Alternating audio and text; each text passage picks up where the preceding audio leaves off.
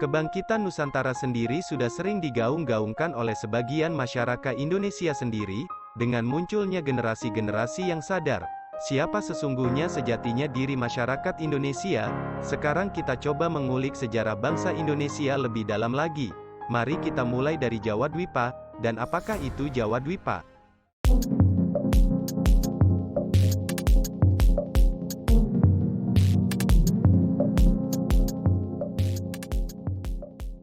Akhir-akhir ini banyak orang membicarakan tentang Nusantara, apalagi sejak Presiden Jokowi mengumumkan nama ibu kota negara baru Indonesia dengan nama Nusantara, sehingga dengan diberikan nama Nusantara pada ibu kota negara ini ada isu-isu yang beredar, ada negara lain yang tidak setuju dengan nama tersebut dan apakah yang menjadikan ketakutan mereka. Kebangkitan Nusantara sendiri sudah sering digaung-gaungkan oleh sebagian masyarakat Indonesia sendiri, dengan munculnya generasi-generasi yang sadar, siapa sesungguhnya sejatinya diri masyarakat Indonesia. Sekarang kita coba mengulik sejarah bangsa Indonesia lebih dalam lagi. Mari kita mulai dari Jawa Dwipa, dan apakah itu Jawa Dwipa? Jawa Dwipa adalah nama Pulau Jawa di zaman dulu kala, merupakan satu dari gugusan pulau-pulau di Asia Tenggara yang disebut Nusantara, pada dulu kala dinamakan Sweta Dwipa. Seluruh gugusan kepulauan di Asia Selatan dan Tenggara dinamakan anak benua atau gugusan pulau-pulau Jawata. Dahulu anak benua di India disebut Jambu Dwipa, sedangkan seluruh kepulauan Nusantara disebut Sweta Dwipa, karena Jambu Dwipa dan Sweta Dwipa berasal dari daerah yang sama. Maka tidak heran kalau budayanya banyak yang menyerupai atau dalam perkembangan saling mempengaruhi. Dari perkembangan geografis, pada 20 hingga 36 juta tahun lalu, di Asia bagian selatan terjadi proses bergeraknya anak benua India ke utara, mengakibatkan tabrakan dengan lempengan yang di utara. Akibatnya ada tanah yang mencuat ke atas yang kini dikenal sebagai Gunung Himalaya. Pada saat itu, dataran Cina masih terendam lautan. Anak benua yang di selatan dan tenggara, yaitu Jawata, termasuk Sweta Dwipa dan Jawa Dwipa muncul sebagai pulau-pulau mata rantai gunung berapi. Jawata artinya adalah dewa, gurunya orang Jawa. Menurut pedalangan wayang kulit, keindahan Pulau Jawa di kala itu telah menarik perhatian dewa-dewi dari Kahyangan, sehingga mereka turun ke Marcapada, tanah Jawa dan membangun kerajaan-kerajaan pertama di Jawa Dwipa, Raja Kediri. Jayabaya adalah Dewa Wisnu yang turun dari kahyangannya. Jayabaya amat populer di Jawa dan Indonesia karena ramalannya yang akurat mengenai sejarah perjalanan negeri ini dan berisi nasihat-nasihat bijak bagi mereka yang memegang tampuk pimpinan negara, para priyayi, pejabat negara, tetapi juga untuk kawula biasa. Ajarannya mengenai perilaku yang baik benar sebenarnya juga mempunyai kebenaran universal. Jawa Dwipa, menurut salah satu sumber adalah kerajaan dewa pertama di Pulau Jawa, letaknya di Gunung Gede, Merak, dengan rajanya Dewa Eso atau Dewa Warman yang bergelar Wisnu Dewo. Ini melambangkan Dewa Kahyangan. Permaisurinya bernama Dewi Pratiwi, nama dari Dewi Bumi. Dia adalah putri dari seorang begawan Jawa yang terkenal yaitu Begawan Lembu Suro yang tinggi ilmunya, pengetahuan spiritualnya, yang mampu hidup di 7 dimensi alam, Garbo Pitu.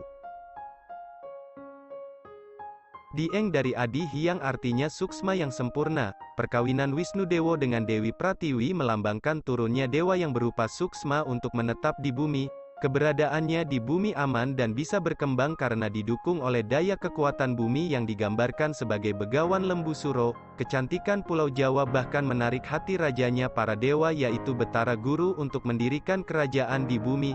Turunlah dia dari domainnya di Swargaloka dan memilih tempat tinggal di Gunung Mahendra, kini disebut Gunung Lawu, terletak di perbatasan Jawa Tengah dan Jawa Timur antara Surakarta dan Madiun. Betara Guru punya nama lain Sang Hyang Jagatnata, Ratunya Jagat Raya, The King of the Universe, dan Sang Hyang Girinata, Ratunya Gunung-Gunung, The King of Mountains. Di Kerajaan Mahendra, surga yang agung, The Great Heaven, Betara Guru memakai nama Ratu Mahadewa. Keraton kerajaan Mahendra dibangun mirip seperti keratonnya yang di Kahyangan. Piranti-piranti surga juga dibuat, antara lain, 1. Gamelan, Seperangkat alat musik untuk hiburan para dewa dengan menikmati alunan suaranya yang merdu dan saat sedang menari atau olah beksa. Nama gamelan itu adalah Lokananta. 2. Patung-patung penjaga istana yaitu Cingkarabala dan Balaupata, yang diletakkan di kanan kiri pintu gerbang istana, artinya istana dijaga kuat sehingga aman. Pusaka berupa keris, cakra, tombak, panah, del dibuat oleh empu terkenal yaitu Empu Ramadi. Setelah para dewa bisa tenang tinggal di bumi Jawa, menikah dengan putri pribumi dan punya anak keturunan, Betara Guru kembali ke Kahyangan. Beberapa putranya ditunjuk untuk meneruskan memimpin kerajaan-kerajaan selain di Jawa juga di Sumatera dan Bali. Di Sumatera, Sang Hyang Sambo bergelar Sri Maharaja Maldewa, di Kerajaan Medang Prawa, di Gunung Rajabasa. Di dekat Ceylon sekarang ada negeri Maldives. Di Bali, Sang Hyang Bayu, bergelar Sri Maharaja Bimo, di Gunung Karang, kerajaannya Medang Gora. Pulau Bali juga terkenal sebagai Pulau Dewata. Di Jawa, Sang Hyang Brahma bergelar Sri Maharaja Sunda, di Gunung Mahera, Anyer, Jawa Barat. Kerajaannya Medang Gili. Sang Hyang Wisnu bergelar Sri Maharaja Suman, di Gunung Gora, Gunung Slamet, Jawa Tengah. Kerajaannya Medang Puro. Sang Hyang Indra, bergelar Sri Maharaja Sakra, di Gunung Mahameru, Semeru, Jawa Timur. Menarik untuk diperhatikan bahwa para dewa selalu membangun keraton di puncak-puncak gunung. Ini menggambarkan dewa itu berasal dari langit, dari tempat yang tinggi. Tempat tinggi, di atas itu artinya bersih, jauh dari hal-hal kotor, sikap harus dijaga tetap suci, baik, benar, sopan, bagi dewa yang telah menjadi manusia dan tinggal di bumi. Bumi Samboro, ini artinya tanah yang menjulang ke langit. Dalam kebatinan kejawen, contohnya adalah Gunung Dieng, Adi Hyang, maksudnya supaya orang selama masih hidup di dunia mencapai puncak pengetahuan spiritual, mendapatkan pencerahan jiwani, tinggi ilmunya, suci lahir batin. Puncak itu adalah Adi Hyang atau Bumi Samboro. Dewa Ngejowantah, dewa yang menampakkan diri. Dewa yang berbadan cahaya bisa menampakkan diri dan dilihat oleh saudara-saudara kita yang telah tinggi tingkat kebatinannya, yang sudah bontos ilmu sejatinya, artinya sudah melihat kasunyataan, kenyataan sejati. Dipandang dari sudut spiritualitas, turunnya dewa ke bumi adalah gambaran dari merasuknya suksma, spirit, jiwa ke dalam badan manusia dan lalu menjadi manusia. Oleh karena itu, manusia termasuk manusia Jawa adalah berasal dari suksma, spirit, dewa. Orang Jawa adalah sebutan bagi orang yang tinggal di Jawa Dwipa atau di Pulau Jawa pada dulu kala. Pada saat ini yang dinamakan orang Jawa adalah penduduk yang menghuni di Pulau Jawa bagian tengah dan timur yang disebut suku bangsa Jawa dan anak keturunannya. Pada umumnya mereka masih melestarikan budaya, adat istiadat warisan nenek moyangnya dan berbicara bahasa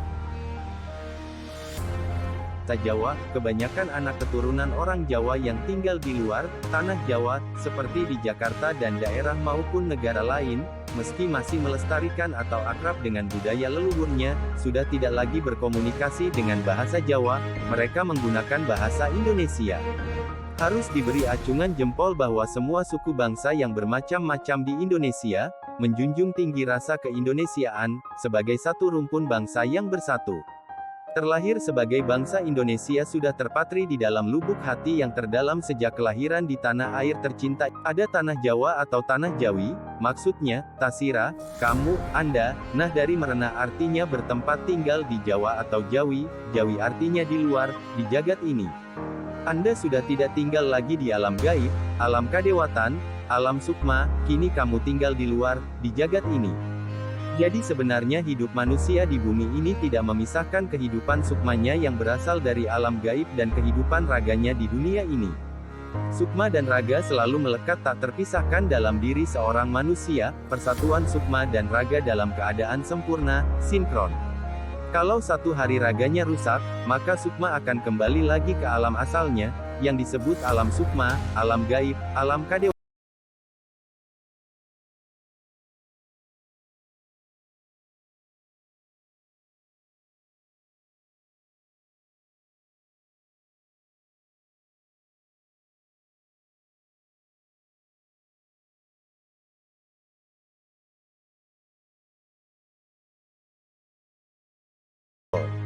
Bagi mereka yang belum biasa, bisa terjebak dalam menangkap artinya, karena ditafsirkan secara harafiah.